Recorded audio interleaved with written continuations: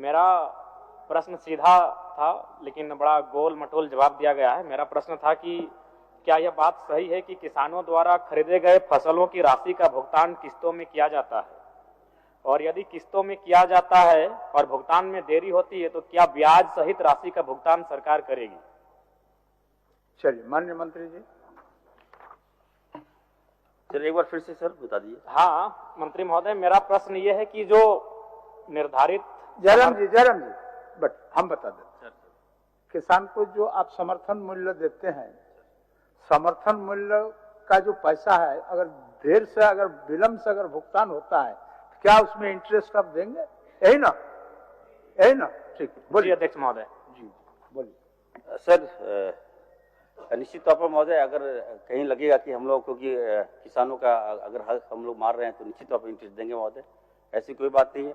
मैं कहना चाहता हूँ महोदय, जो प्रश्न इन्होंने किया है कि किसानों का प्रथम फेज में जो हम लोग चावल धान लेते हैं महोदय, जब क्रय लेते हैं तो 50% हम लोग देते हैं ऑन द स्पॉट और 50% हम लोग बाद में देते हैं। इसका कारण है महोदय कि अगर हम एक टाइम अगर हम पेमेंट कर देंगे तो बिचौलिए लोग हावी हो जाएंगे, किसान को उसका सही लाभ नहीं मिलेगा महोदय। इसको देखते हुए हम लोगों ने निर्णय लिया है कि पहले हम किसानों को 50% देंगे, उसके बाद महोदय जब धान हमारे जाएगा तो मिल में जाएगा, वहां से जब साफ चावल आएगा महोदय, उसके बाद 50% हम लोग दे देंगे महोदय। तो सरकार अच्छा काम करना चाहती है महोदय, हमारी सरकार किसानों की सरकार है महोदय, मुख्यमंत्री जी का सोच यही है महोदय। और जयराम जी। मंत्री महोदय, जब माननीयों का वेतन एक मुश्त एक किस्त में आता है तो किसानों को अगर आप किस्तों में देंगे तो किसानों का परिवार, उनकी आर्थिक स्थिति, उनके जो फसल का मूल्य उसी पे निर्भर करता है। अतः हमें लगता है कि विभाग को दुरुस्त करने की आवश्यकता है। अगर खामियां है तो उन्हें दुरुस्त करें, क्योंकि एक किस्त में अगर उनको मूल्य दिया जाएगा तो बेहतर होगा। और प्लस जो आपका पैक्स और लैम्स का मामला है, हम यहाँ बैठकर, चूंकि आपकी फाइलों को ऐसी कमरों में जवाब का उत्तर दिया जाता है, लेकिन धरातल पर अगर आप देखेंगे तो बिल्कुल ठीक इसके विपरीत है जो आप जवाब दे रहे हैं महोदय। पूरक पर आइए, पूरक। देखिए, मेरा पूरक यही अध्यक्ष महोदय कि एक मुश्त में, एक किस्त में सरकार विचार रखती है।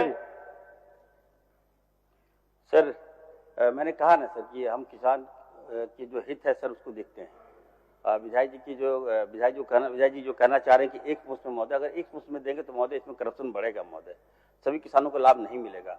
हमारा झारखंड है महोदय, आदिवासी ट्रैवल है महोदय, ये लोग जाएंगे तो वहाँ बिचौलिए लोग लेके जाएंगे, उनका पता चला धान भी दिए पैसा भी नहीं मिला महोदय। तो हम लोग देखते हैं, वेरीफाई करते हैं कि सही जगह मिला कि नहीं मिला पैसा। इसलिए महोदय ये हमने क्राइटेरिया तय किया है। अगर विधायक जी को पर्टिकुलर किसी किसान को चाहिए हेल्प देने के लिए तो मैं उसको दिलवा दूंगा महोदय। ठीक है, बस मंत्री महोदय स्वीकार कर रहे हैं कि इससे एक मिनट आपका माननीय मुख्यमंत्री जी इच्छा व्यक्त किए हैं संतुष्ट करने के लिए। माननीय जयराम मातो जी का जो सवाल है, सवाल बहुत स्पष्ट है, थोड़ा शायद मंत्री जी इसको क्लियर नहीं कर पा रहे हैं।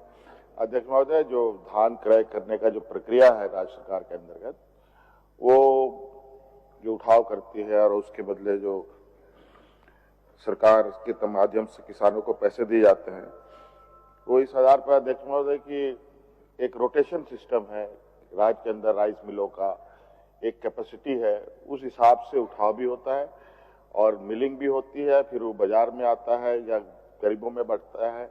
उसके बाद ये एक कंटिन्यूअस प्रोसेस है। जगह नहीं होने की वजह से उठाव भी कभी देरी से होती है और राइस नहीं बनने की वजह से मिल में ये प्रोसेस कंप्लीट नहीं होने से उनको पैसे भी नहीं मिलते हैं। तो ये कंटिन्यूअस प्रोसेस है और ये चलता रहता है। हाँ, ये बात है कभी कभी किसी वर्ष किसी में अधिक समय लग जाता है, किसी जिले में किसी में समय पर मिल जाता है, तो ये फेज वाइज ही चलता है अध्यक्ष महोदय।